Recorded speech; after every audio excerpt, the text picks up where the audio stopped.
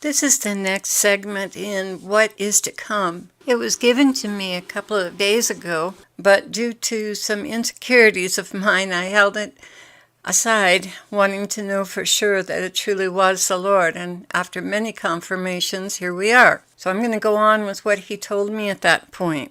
So this is What is to Come, Part 2, and this was given on March the 4th, 2015.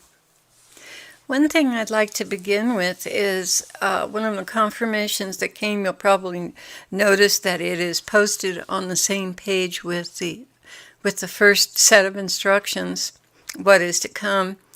And that is that a very dear friend of ours who has been in the Lord for over 50 years and been receiving messages from him for that long, just had a dream last night that she saw streams of lava around Yellowstone rather than this gigantic eruption that everyone is expecting and that the Lord told me would not happen because he would intervene. She also saw streams of lava, which is what I saw. I shared that with you in our last video. Just streams of lava everywhere, and the lava was pouring out peacefully, and so people had time to prepare, and it would not cause a nuclear winter kind of scenario for our country. So I'm going to move on now to the instructions that were given to me the day after the first set of instructions on what is to come. It's very short due to some difficulties that I was having that day. So I'm going to give you the short version, then I'm going to go straight into instruction number 2. So I'm calling this one 1.5 because it's so tiny. The Lord began, let's talk about Nibiru. Yes, what you have heard about the headquarters of demonic powers is correct. Yes, that is another reason for the Vatican telescopes. So when they say it is to discover life on other planets, that is reasonable and not a lie. However, they know well the nature of this life and what it will do to Earth. In anticipation, they have dug their hidden cities and provided them with all they think they will need to survive. This, in my eyes, is utterly ridiculous, as if I will allow them to escape the conflagration. In no way will they escape. They will die in the graves they have dug for themselves, while I will preserve many of the righteous still on the surface of the earth. There is still much debate among the ruling class that these so-called helpers are only using them to gain access to the planet, and that they will be traitors and harbingers of destruction. There is still much debate among the ruling class that these so-called helpers, meaning the ETs, demons posing as ETs, benign ETs, are only using them to gain access to the planet and that they will be traitors and harbingers of destruction, which is quite correct, I might add. But in their lust for power and technology, that is the ruling elite of our Earth, they press on into a scheme that is to be their undoing. I replied to him, kind of messed up, like, if you do, you're messed up, and if you don't, you're messed up. Exactly. They are caught in a trap because of their lust for power. Now here I want to say that I believe, in my own mind anyway, that these demons are capable of destroying the earth easily, but I believe that the Lord has held their hand back. You know, demons are on a leash. They're like rabid dogs. They're chained. They can't go any further than God will allow them to go, and He won't allow them to destroy the earth. Although the demons have used mankind to destroy the earth and to destroy many things. So it's our own undoing in a sense. Yet what is missing in their thinking is me. They are so educated and so informed that they can't relate to God being in control. Kind of like the joke, the most intelligent man in the world who bailed out of the plane with a hippie's backpack. I don't know if you guys have heard that that joke, but it's pretty funny. Anyway, it's laughable, really, he said. As the scriptures declare, the one enthroned in heaven laughs. The Lord scoffs at them. I'm going to read this to you because I think it's really beautiful. Why do the nations conspire and the peoples plot in vain? The kings of the earth rise up, and the rulers band together against the Lord and against his anointed, saying, "Let us break their chains and throw off their shackles." The one enthroned in heaven laughs. The Lord scoffs at them. He rebukes them in his anger and terrifies them in his wrath, saying, "I have installed my king on Zion, my holy mountain." That's Psalm 2. And also Revelation 6, the kings of the earth and the great ones and the generals and the rich and the powerful and everyone, slave and free, hid themselves in the caves and among the rocks of the mountains. So I continued with the Lord. I asked him a question. So Satan being cast down to earth will happen with Nibiru? It's all part of the same event, the Lord continued. So much unfolds in layers, but this is the final and definitive layer to descend on earth, the most destructive one. I know this is a lot for you to comprehend, my love. Jesus, would you please give me a vision, please? I will, he said. And I beheld a red planet that came into proximity to earth. Something like fire descended into Jerusalem. And Satan, who took over the body of Antichrist, stood boldly in the Holy of Holies and struck the ground with his staff, and rings of fire radiated out from that point that covered the whole earth, much like what you would see if a droplet of water fell into a pool of still water. The Lord continues, this is the final scene of destruction. The end has come. There is hope. These instructions I'm giving you are meant to bring people out of a nosedive of despair. They are important to me. There will come a time when they are invaluable. Don't discount my motives. I do know what I'm doing, my love. I think you figured that out by now, huh? Yes, Lord. My bad. Yes, you're bad, he said. Let's move on. Okay, so now I'm going to go right straight into the second message. I get curious and I mess around and do foolish things, and I caught someone on YouTube who was talking about Yellowstone. They had a vision about Yellowstone, so I took the bait and I started listening, and then I realized this isn't the Lord. What am I doing? Why am I listening to what other people have to say when I have the Lord speaking directly to me and telling me what he's going to do? I mean, this is foolishness on my part. So I closed it down and repented. And I said, no, I'm going to believe my Lord. I'm not going to believe what anyone else has to say. And I turned it off. Well, when I came into prayer to begin to listen to him for his instructions, he said, "It was good to hear you say that. I will never, never give up on working with you. Never. Rest assured. He who has begun the good work will continue to its completion." You know, I believe he said that because he was intercepting my thoughts. And my thoughts at that moment were, oh Lord, how do you put up with me? Why didn't you pick someone else for this job? Someone you could really count on and that wouldn't doubt you and wouldn't wobble like I wobble.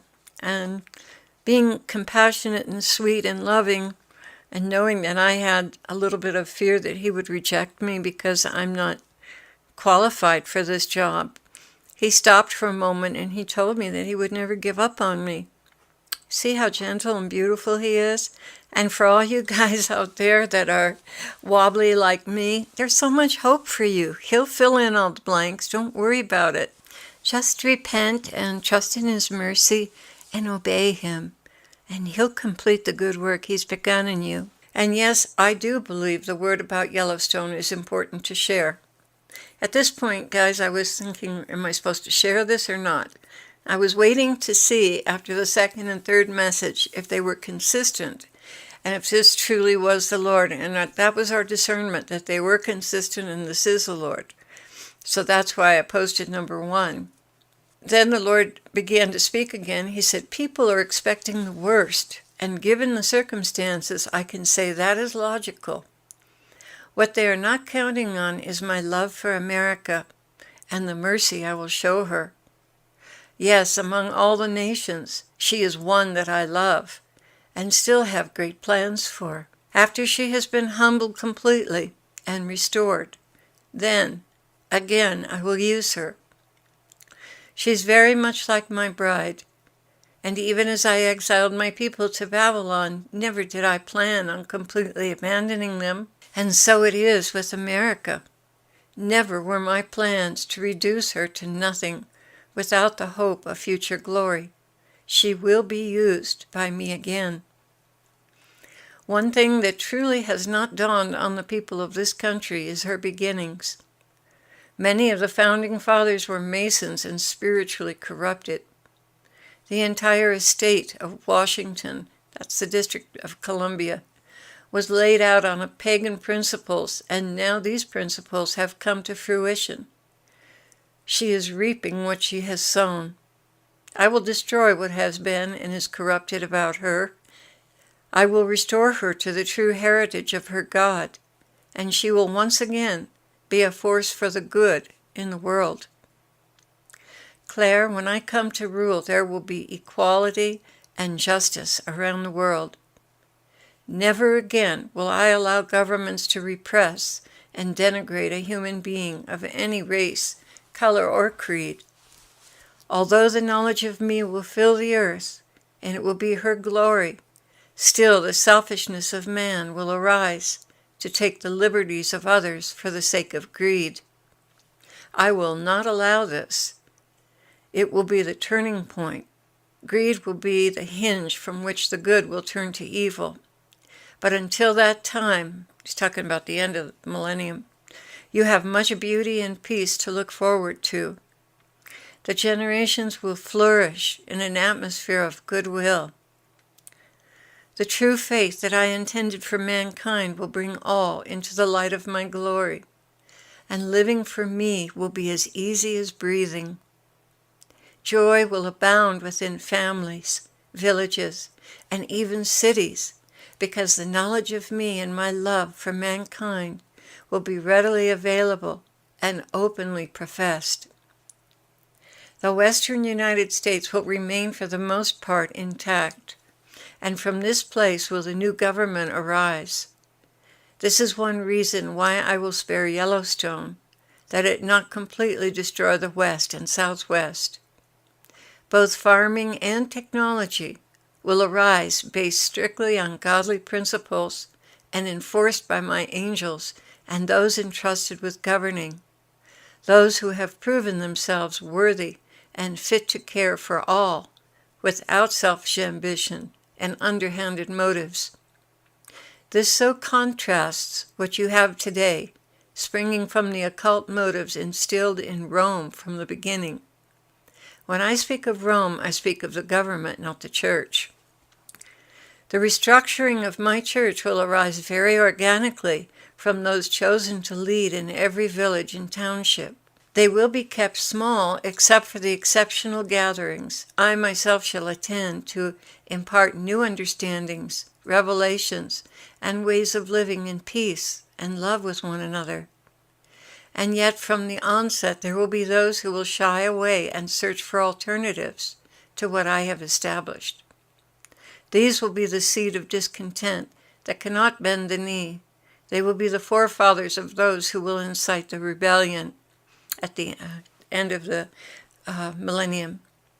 Greed and pride will always exist, Claire, until I remove evil from within.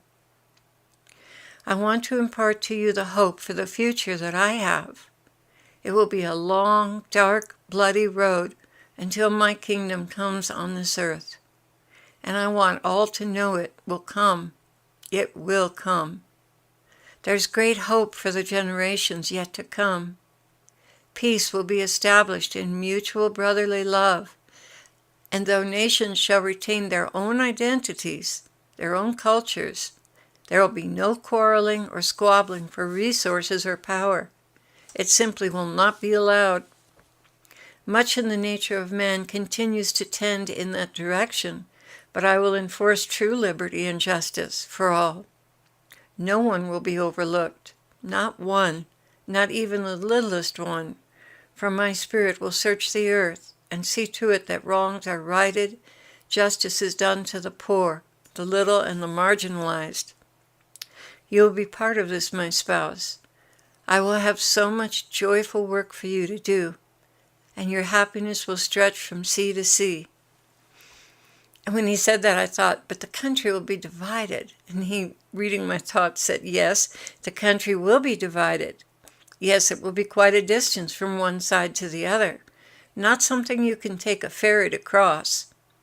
There will be distinctly different climates, culture, and industry.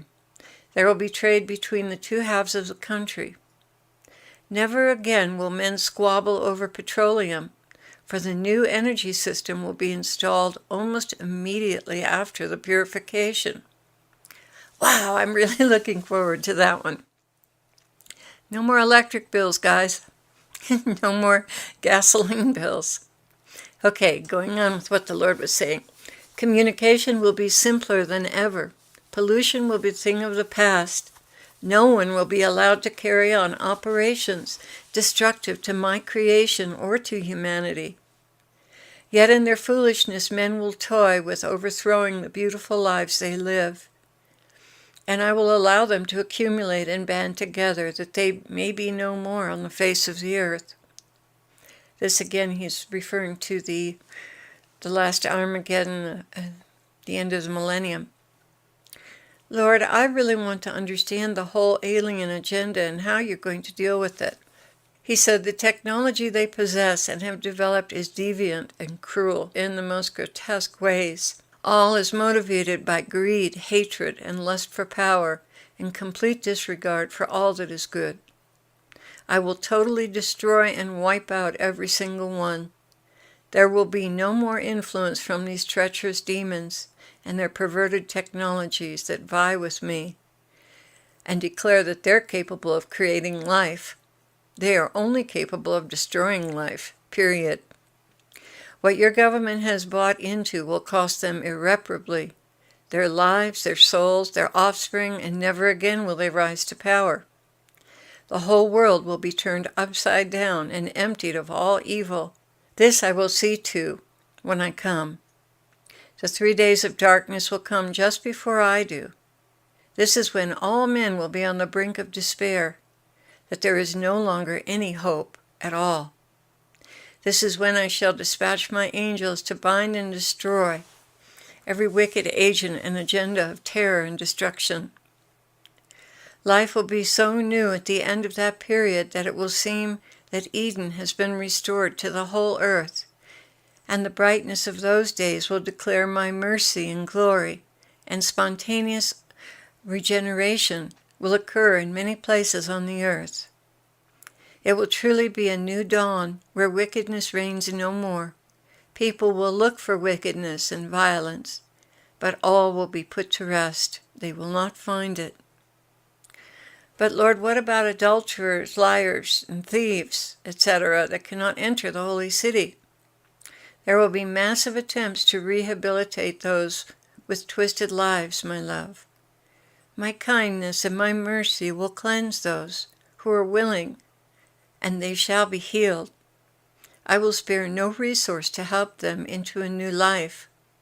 But sadly, many will still hold to their old ways of doing things, and eventually be punished. I cannot allow evil men to reproduce evil in my kingdom. They will be stopped before they can corrupt those who are following what is right and good. That is, with the exception of what he allows at the very end of the millennium, and the final purification of the souls off the earth. Transportation will not be only for the rich anymore. All will have an equal right to the things needful to fulfill their own destinies. Those who have succeeded in the past and hold to my laws, they will be put in the position of raising up others who will rise to fulfill the very thing they were born to do. There will be no hindrances, no politics, no favoritism, no bribery, nothing of the sort will be allowed to exist in my kingdom. All will have their share, and what is needful for a happy life.